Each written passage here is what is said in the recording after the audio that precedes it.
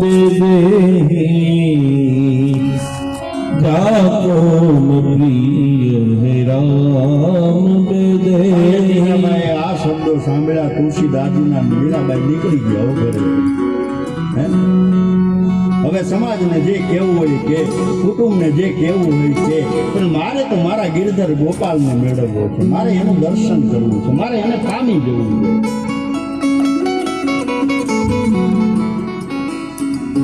ચાલતા થયા છે રાજસ્થાન થી ગુજરાત બાજુ, મારે દ્વારકાધીશના દર્શને જવું।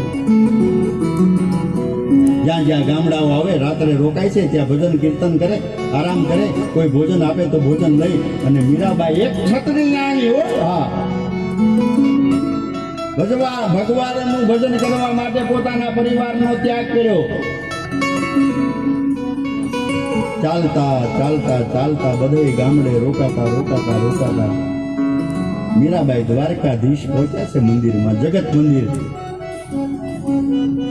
અને બનવા સંજોગે એવું બન્યું કે બરાબર ભગવાનના કપાટ બંધ થયા અને મીરાબાઈનું ત્યાં પહોંચ્યું। મીરાબાઈ પહોંચ્યા છે, એમના પૂજારીને વિનંતી કરી કે મારે ભગવાનના દર્શન કરવા છે, મને દર્શન કરાવો ને। કપાટ બંધ થઈ ગયા બેન, હવે તો કાલે સવારે તમને દર્શન થાય, ત્યાં સુધી દર્શન નહીં થાય।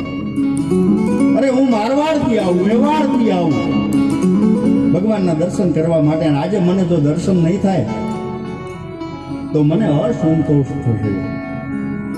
મારે પ્રભુનું દર્શન કરવું છે, તમે કપાટ ખોલો।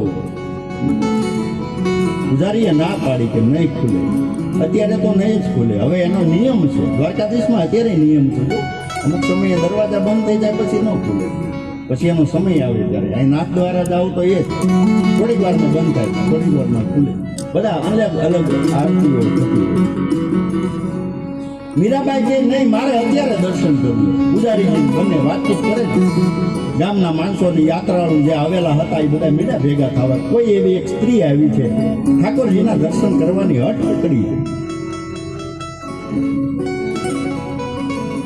અને ખૂબ જ્યારે વિનંતી કરે છે અને પૂજારીજી માનતા નથી, ત્યારે મીરાબાઈએ પગમાં ઘુંઘરું બાંધ્યા, હાથમાં કરતાલો લીધી અને મારે દ્વારકાધીશના દર્શન કરવા। પગ ઘુંઘર બાંધ કરેલા ચીરે